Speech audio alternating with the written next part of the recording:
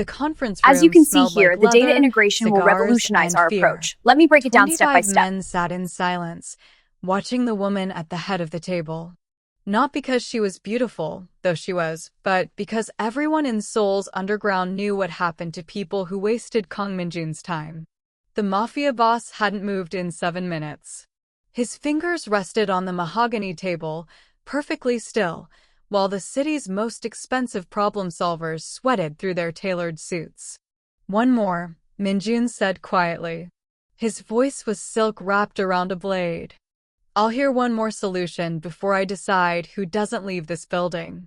The 20th expert, a mathematician from Oxford with 3 degrees and trembling hands, opened his mouth. Closed it. Opened it again. Nothing. Minjun's jaw tightened. His second-in-command, Hyun-woo, shifted his weight near the door, hand drifting toward his jacket. That's when she spoke. You're asking the wrong question. Every head turned. The girl stood near the service entrance, still holding an empty delivery bag. Her uniform was too big. Her sneakers were taped together at the sole. She couldn't have been more than 23, and she looked like she'd walked through rain to get here. Minjun's eyes locked onto her with the focus of a predator identifying prey. Who, he said slowly, let delivery staff into my strategy room? No one answered.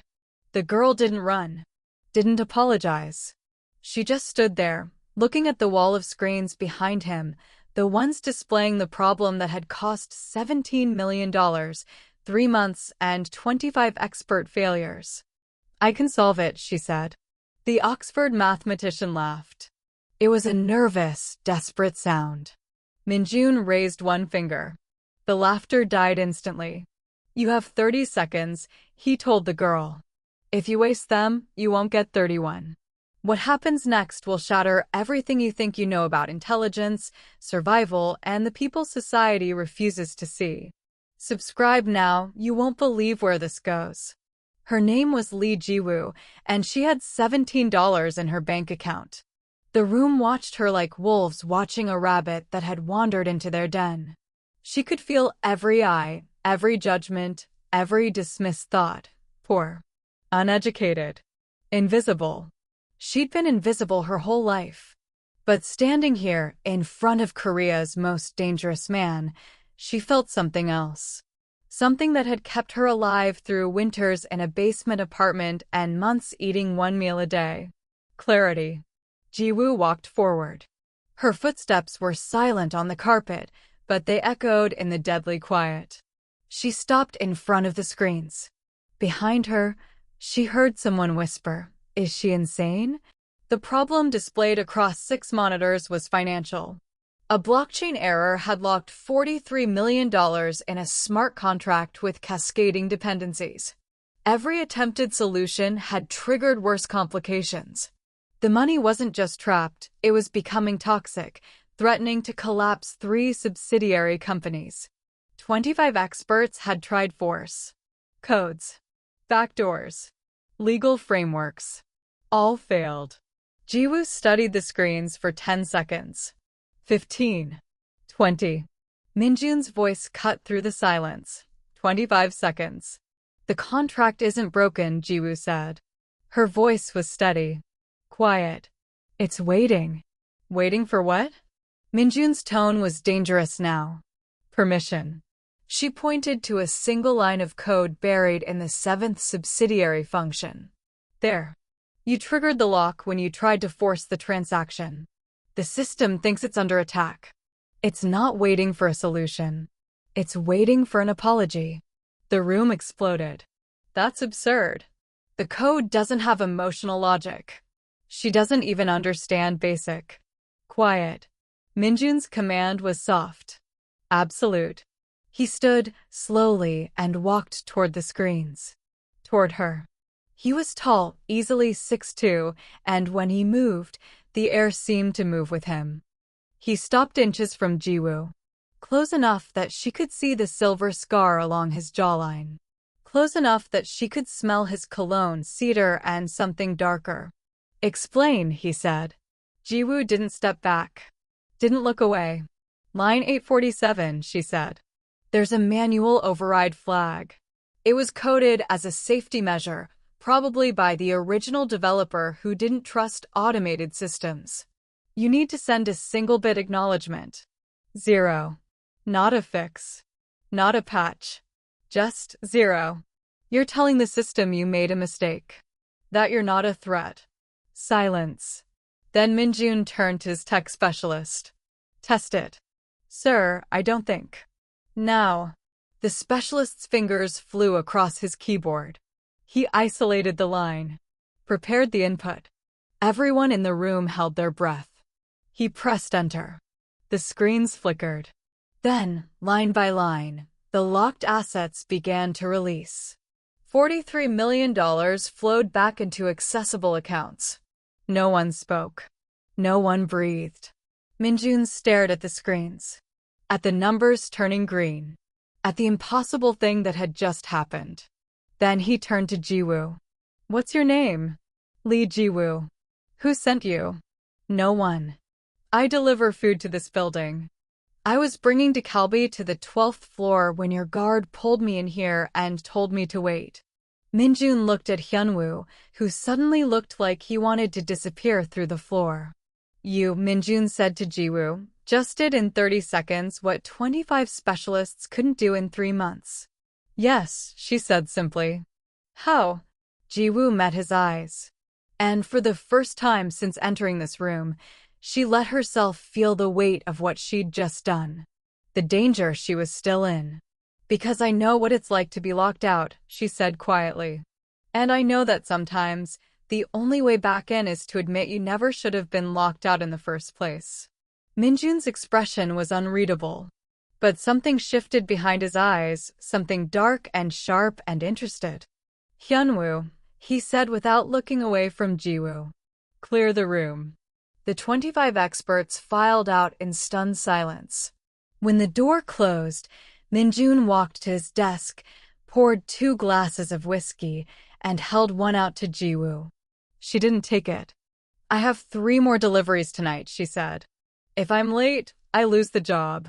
You just saved me $43 million, Minjun said. You don't need that job anymore. Jiwoo's jaw tightened. Respectfully, sir, you don't get to decide what I need. For the first time, Minjun smiled. It was the most dangerous thing Jiwoo had ever seen. No, he said softly. But I do get to decide whether you leave this building alive. 6 hours earlier. Jiwoo's alarm went off at 4:47 a.m. in an apartment that barely qualified as one. The space was technically a storage room, 8 feet by 10 feet, no windows, one bare bulb that flickered when the building's wiring protested. She'd been living here for 11 months, paying cash to a landlord who didn't ask questions as long as the money arrived on time. It was better than the streets. She dressed in the dark, pulling on the same jeans she'd worn for 3 days and a sweater with a hole near the hem that she'd sewn shut twice. Her delivery uniform hung on a nail, washed in the communal sink last night, dried overnight on a hanger above her sleeping mat. In the corner of the room sat a stack of library books. Algorithms. Systems theory. Code architecture. Books she'd borrowed on a fake ID because her real one had been flagged years ago when she dropped out of university after her mother died. Jiwoo ate half a protein bar for breakfast. Saved the other half for lunch. Then she stepped into Seoul's pre-dawn darkness and started walking. The delivery company was 2 miles away. She could have taken the bus, but that was 1,201 she needed for other things. So she walked, like she did every morning, past shuttered shops and late-night drunks and the kind of shadows that watched women traveling alone. She'd learned to be invisible. It was safer that way.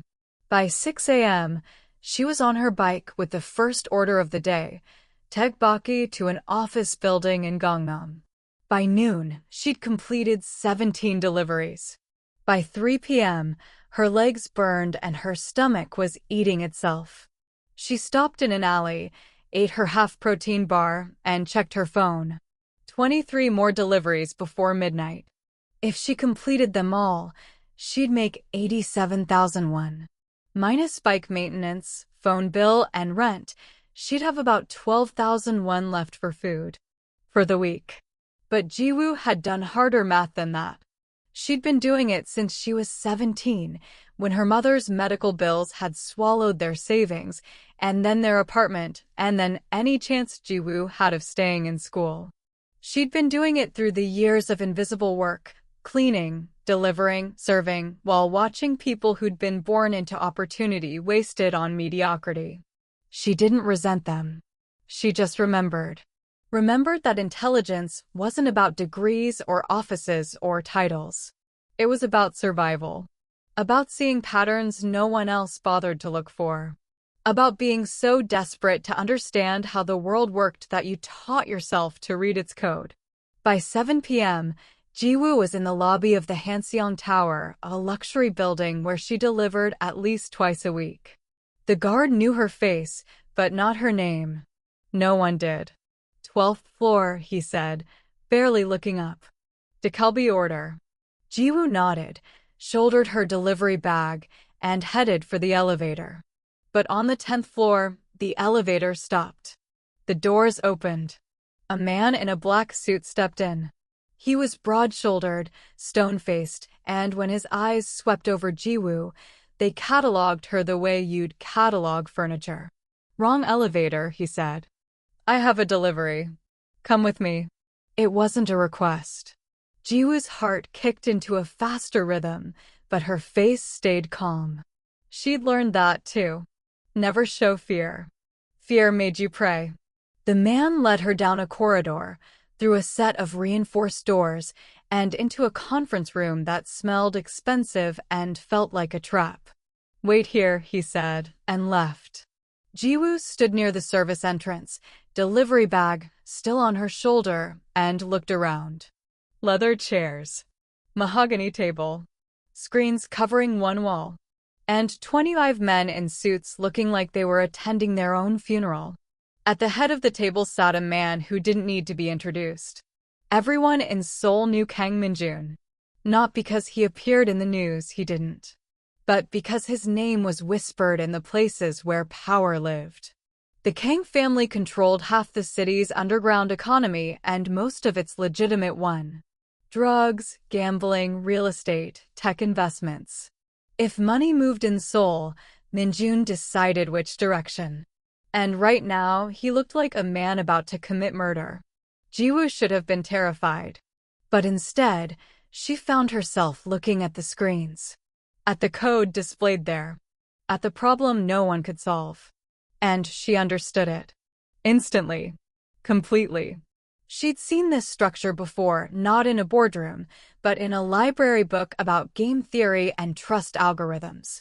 She'd studied it at 2 a.m. on a Tuesday, when she couldn't sleep because her neighbor was screaming again and her stomach hurt from hunger. She'd studied it because understanding systems was the only power she had. And now that power was the only thing standing between her and whatever happened to people who wasted Kang Min-jun's time. So when the silence became unbearable and the Oxford mathematician failed and Min-jun's patience finally snapped, Jiwoo spoke. Start from the beginning, Min-jun said. They were alone now. Hyunwoo had been dismissed. The whiskey still sat untouched on the desk between them. Jiwoo stood with her delivery bag still on her shoulder, calculating. She'd solved his problem. That bought her survival. Maybe.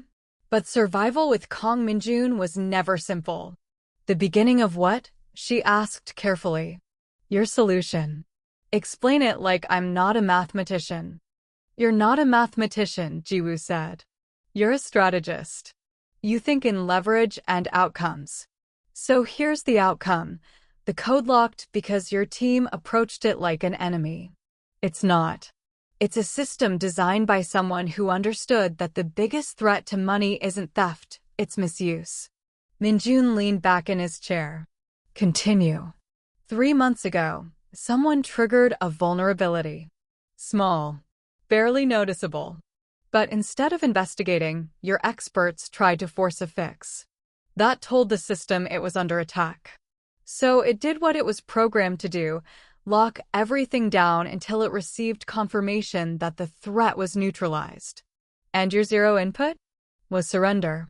The system doesn't need a complex solution. It needs proof that you're not trying to trick it. A single bit. Zero means I acknowledge the mistake. It's an apology written in binary. Minjun studied her for a long moment. Where did you learn this? Books. Internet. Practice. University. 1 year. Then my mother got sick. And I left. To take care of her? To watch her die. The words came out flat. Empty. Jiwoo had said them so many times they'd lost their weight. But saying them here, in this room, to this man, it felt different. Dangerous. Minjun's expression didn't change. When? For years ago. And since then, I survive. By delivering food. Among other things. What other things? Jiwoo hesitated. This was the edge of the cliff. One more step, and she'd either fall or fly. I solve problems, she said. Online forums.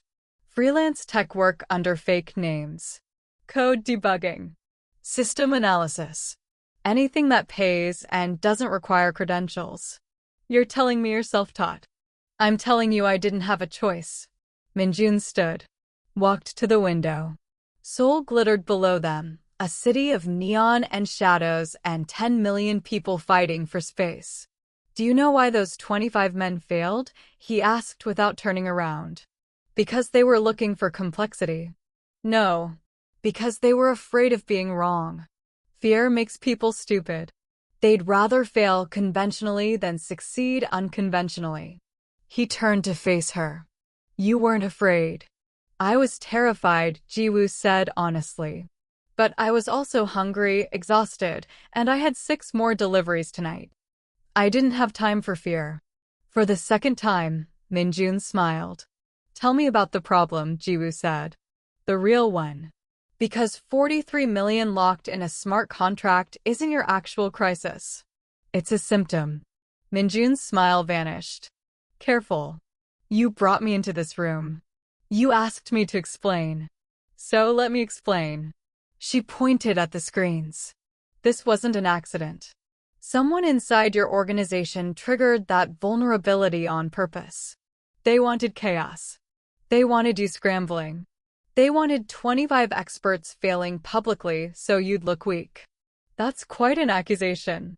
It's quite an obvious conclusion. The only question is whether you already knew and were testing me, or whether you actually missed it. The temperature in the room dropped 10 degrees. Minjun crossed the space between them in 3 strides. He stopped inches away, close enough that Jiwoo had to tilt her head back to maintain eye contact. If I'd missed it, he said softly, I'd kill you for making me look stupid. If I already knew, I'd kill you for being too smart. So tell me, Lee Jiwoo, why should I let you leave this building?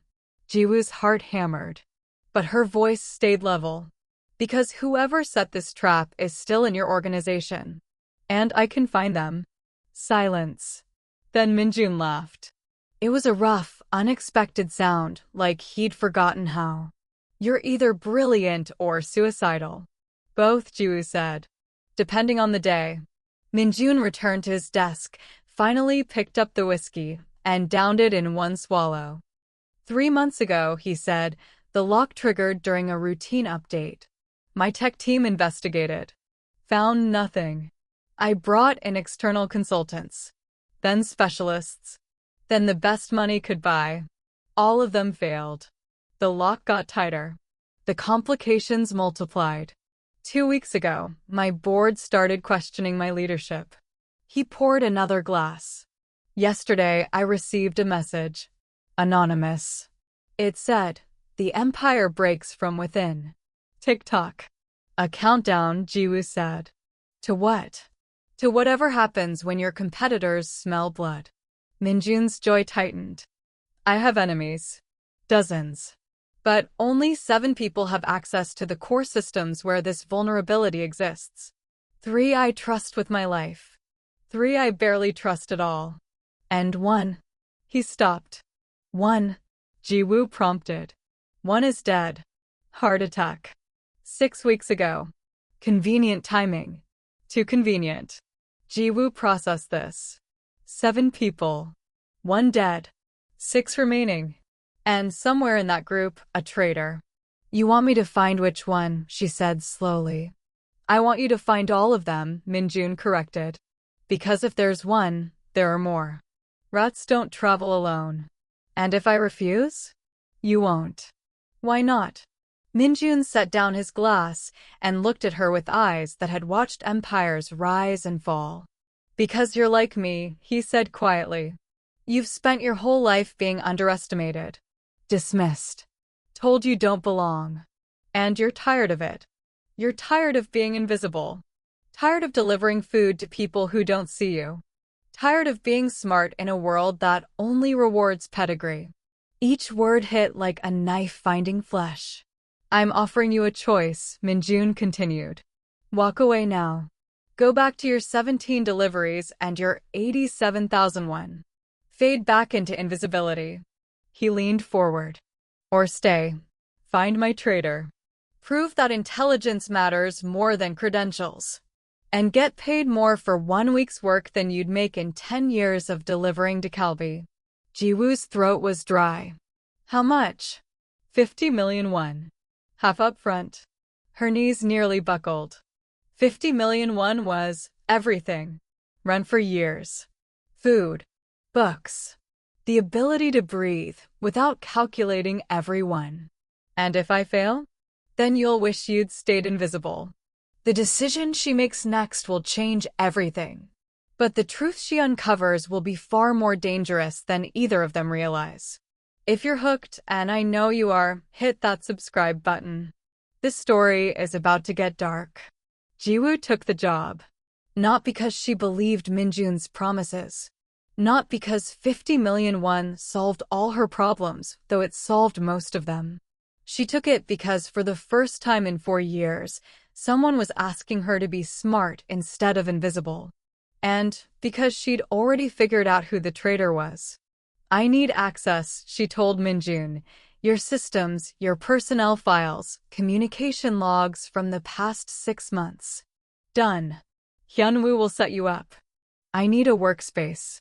Private. No cameras. You'll use my personal office.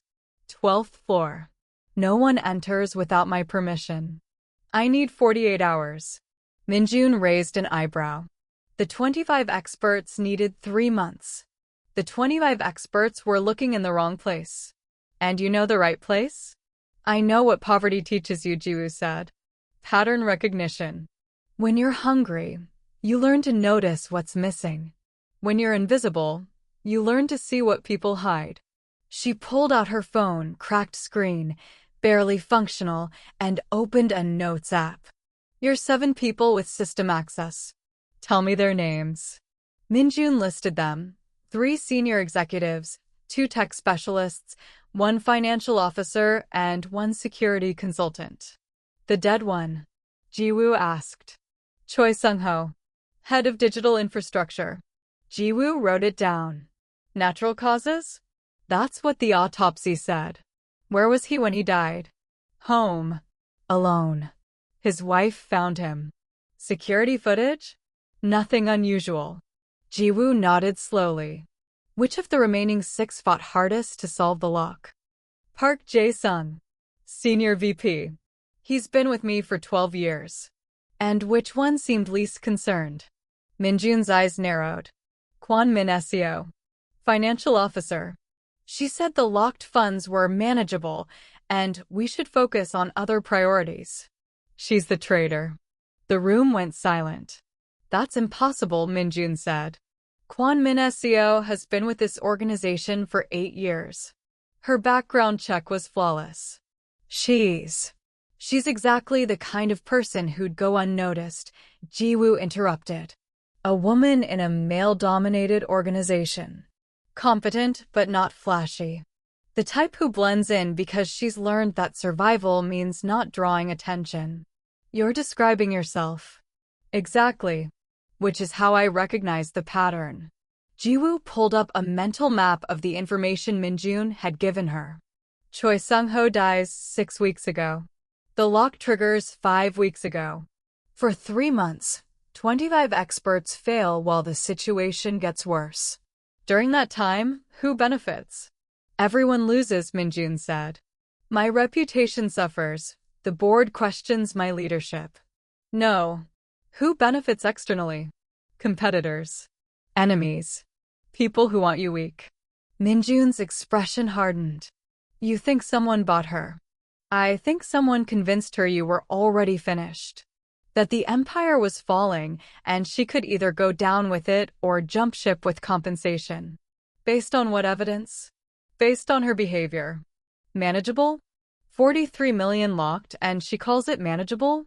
That's not calm under pressure. That's someone who knows it doesn't matter. Jiwoo started pacing. The delivery bag slid off her shoulder, forgotten. She didn't trigger the lock herself. She's too smart for that. She had Choi do it. Probably convinced him it was a security upgrade. Something routine. Then she killed him. Heart attack. Was induced. Potassium chloride. Digoxin overdose. Something that mimics natural cardiac failure. An autopsy wouldn't catch it unless they were specifically looking. Minjun stared at her. You're suggesting she murdered my head of infrastructure, sabotaged my organization, and has been playing innocent for 3 months. I'm suggesting she's exactly what I would do if I wanted to destroy you from the inside. Why? Money. Power. Revenge. Does it matter? The how matters. The evidence matters.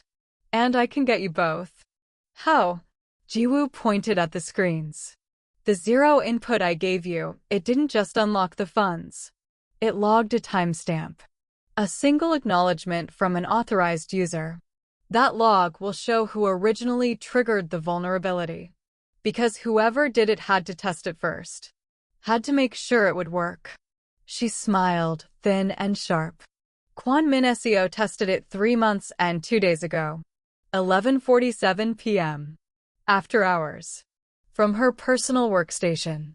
I saw it in the code structure. There was a ghost signature. A fragment. She thought she'd erased it, but nothing ever really disappears. Minjun called Hyunwoo.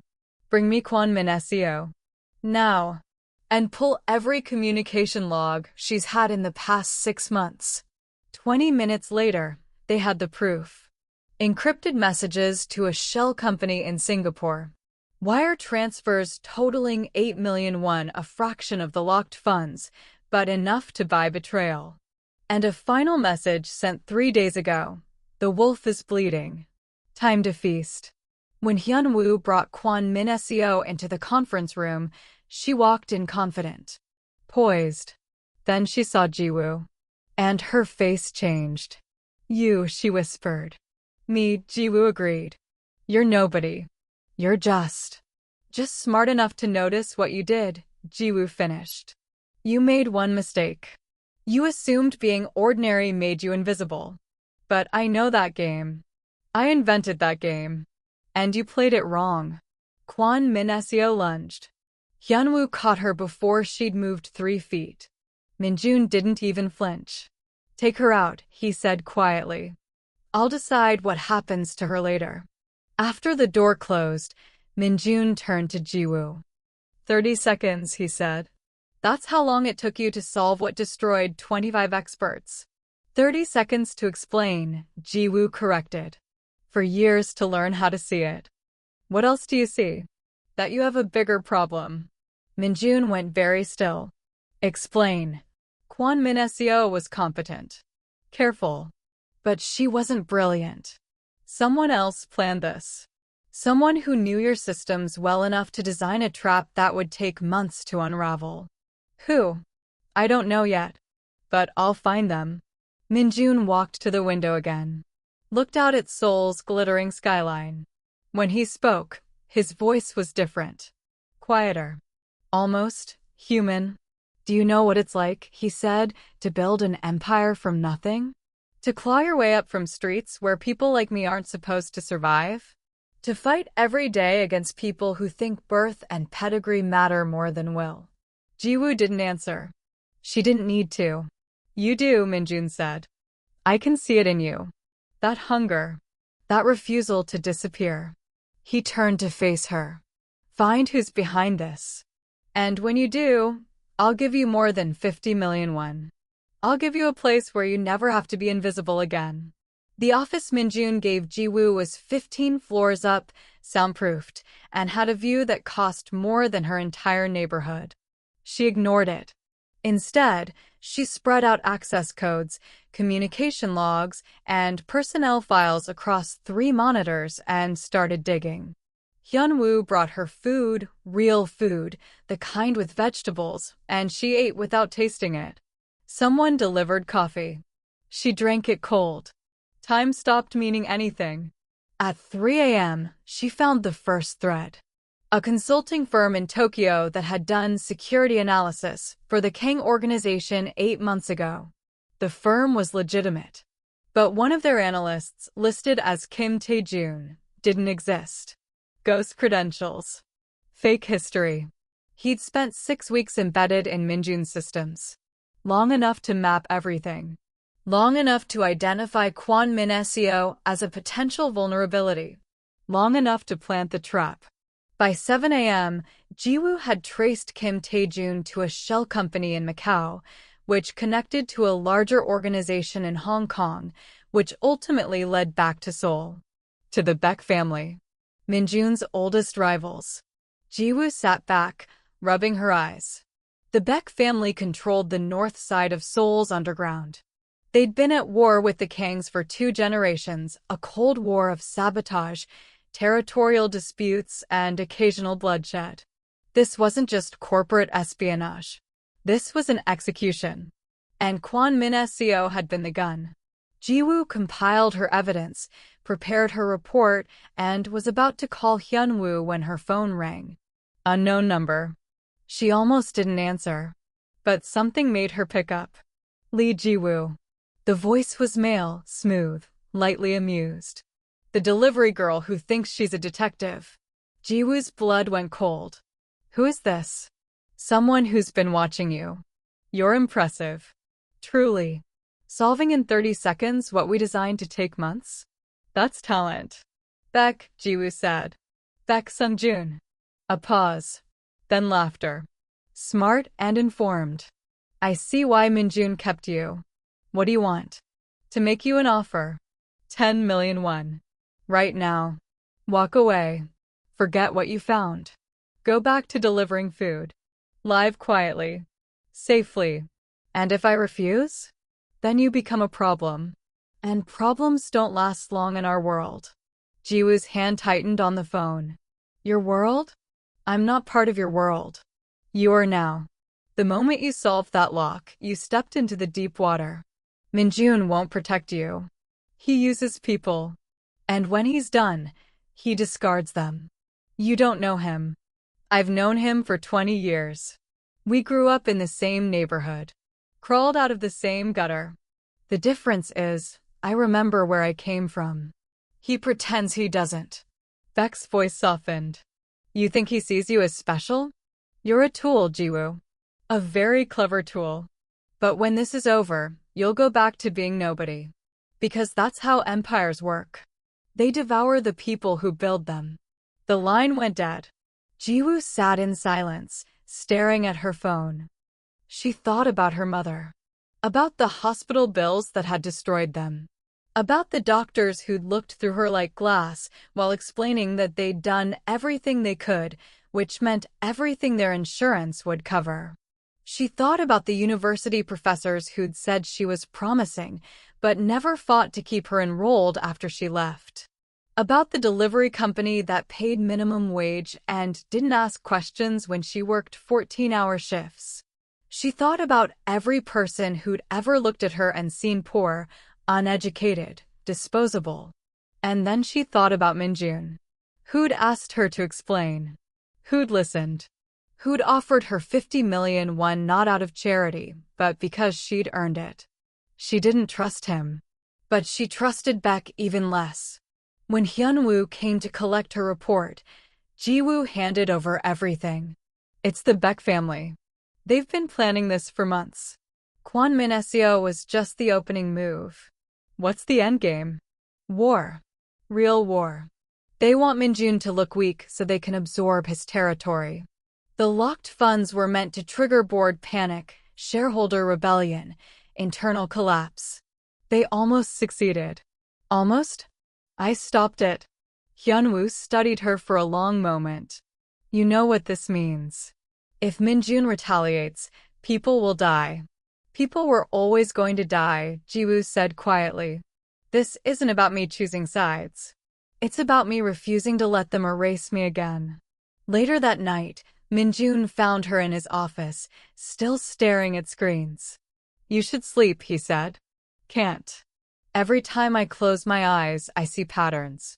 He sat down across from her. Hyunwoo briefed me. The Beck family. I should have known. They called me, Jiwoo said. Offered me money to walk away. Minjun's expression hardened. How much? 10 million won. And? I hung up. Why? Jiwoo met his eyes. Because I'm tired of men like Beck Sungjun deciding what I'm worth. Because I solved your problem and I earned that 50 million. And because... She hesitated. Because you asked me to be smart instead of invisible. Something shifted in Minjun's face. You think I'm better than Beck? No, Jiwoo said honestly. I think you're dangerous. Ruthless. Probably a terrible person by most standards. But you're dangerous to your enemies. Not to people who help you. You don't know that. No. But I'm betting my life on it anyway. Minjun poured 2 glasses of whiskey. This time, Jiwoo took one. My mother died in a public hospital, she said suddenly. Stage 4 cancer. The doctors said treatment might extend her life 6 months. But the treatment wasn't covered. It cost 40 million won. We didn't have it. I tried everything: loans, fundraising, begging. No one helped. She drank the whiskey. It burned. She died on a Tuesday. I was holding her hand. The last thing she said was, "Don't disappear." She didn't mean die. She meant don't let them make you invisible. Don't let them pretend you don't matter. So you became visible, Minjun said. No. I became smart. Because being smart is the only power they can't take away. Minjun was quiet for a long time. Then, my father was a loan shark. Violent. Cruel. He taught me that power is the only truth that matters. That mercy is weakness. That the world belongs to whoever's willing to take it. He looked at his hands. I've spent 20 years proving him right. Building an empire on fear and control. And then you walk into my conference room, a delivery girl with taped shoes and a library education, and solve what my empire couldn't. He looked up. You know what that makes me realize? That maybe my father was wrong. Maybe power isn't about fear. Maybe it's about seeing what everyone else misses. Is this the part where you offer me a job? Jiwoo asked. This is the part where I ask you to stay. Not as a tool. As a partner. Partners implies equality. Then let's build equality. Jiwoo laughed. It was sharp and bitter. You can't build equality with someone who can have me killed. You're right, Minjun said. So I'm giving you something that balances the scales. He slid a folder across the desk. My offshore accounts. Access codes. Financial structures. Everything. You want insurance? Take it. If I betray you, destroy me. Jiwoo stared at the folder. Why? Because you're the first person in 20 years who's told me the truth. And because I need someone who sees what I miss. He stood. The Beck family will retaliate. This won't end quietly. If you stay, you'll be in danger. Real danger. I've been in danger my whole life, Jiwoo said. Not like this. Then teach me to survive it. Minjun smiled. First lesson. Never trust anyone completely. Not even me. Way ahead of you, Jiwoo said. The war started 3 days later. A Baek-owned casino burned in Itaewon. Two Kong associates disappeared in Gangnam. The police stayed carefully neutral. This was business, not law. And Jiwoo stopped delivering food. Instead, she worked from Minjun's headquarters, protected by guards, buried in strategy. She mapped Baek operations, identified vulnerabilities, designed counter-moves that didn't require bloodshed. "You're too soft," Hyunwoo told her once. "I'm efficient," Jiwoo corrected. Dead bodies attract attention. Ruined businesses don't. She was right. Within 2 weeks, the Baek family's revenue dropped 18%. Key clients defected. Supply lines collapsed. And Baek Sung-joon started making mistakes. "He's panicking," Minjun said during a strategy meeting. "Good." "No," Jiwoo said. "He's escalating. Panic makes people dangerous." She was right about that, too. The attack came on a Tuesday. 3 cars. Automatic weapons. A Kong restaurant in Myeongdong. 6 people died. 14 injured. Jiwoo watched the news coverage from Minjun's office and felt something break inside her chest. "This is my fault," she whispered. "No," Minjun said. "This is war. You didn't start it. Baek did. I could have walked away. Taken his money. None of this would have changed anything. Baek wanted war. If not this, something else." But Jiwoo couldn't unhear the screaming on the news footage. Couldn't unsee the blood. "How do you live with it?" she asked. "The consequences?" Minjun didn't answer immediately. When he did, his voice was tired. "I don't. I just survive them." The end came 3 weeks after it started. Jiwoo found the thread, a minor detail in Baek's communication logs. A pattern of meetings with the prosecutor's office. Not bribes. Something else. Immunity.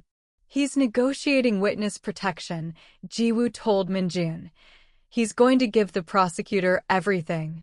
Your operations, your accounts, your people. In exchange for disappearing."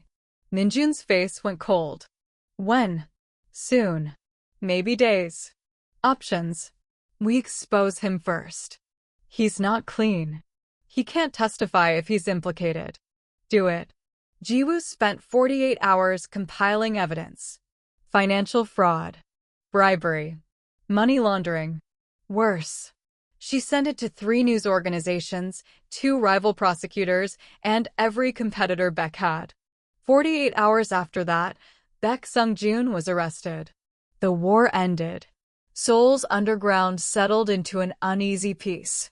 The Kang organization absorbed Baek territory. Minjun's reputation, briefly damaged, solidified into legend.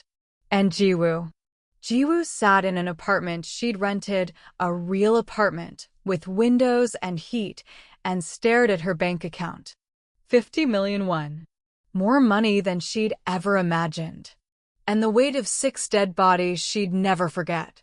Minjun found her 3 days later, sitting on a park bench near Namsan Tower.